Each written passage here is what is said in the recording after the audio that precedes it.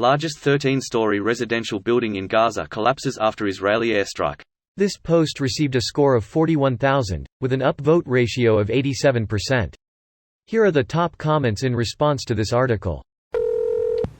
Mirror in case you hit the paywall. Greater than Hamas, which has an office in the building, said it fired 130 rockets in retaliation for the building's destruction. And the cycle continues. It's gotten to the point that there's no way to stop it. This cycle of hate is going to continue until side decides to be the better man. And to do that they need to work it out themselves.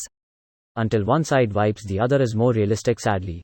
And honestly, it's probably going to be Palestine that gets wiped out. Israel has a lot more resources and open support.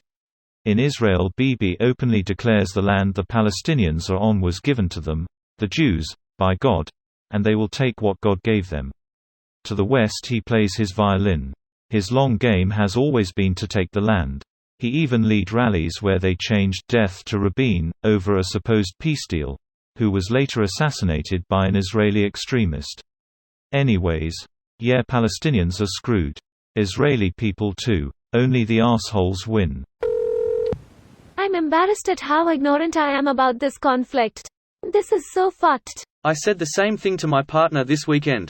We ended up spending the majority of Saturday researching it, and I still don't feel informed enough because it is so complicated and there is so much history. Well, kudos to you both for being active about it. I'm also Jewish diaspora. Both sides aren't equal. Jews are stealing the West Bank every day, provoking this whole mess, and the USA backs them to the hilt, only condemning Palestinian responses to this provocation. Greater than USA backs them to the hilt. It goes beyond that. The U.S. refuses to even say it's bad to kill Palestinian children. It's the Negroponte doctrine.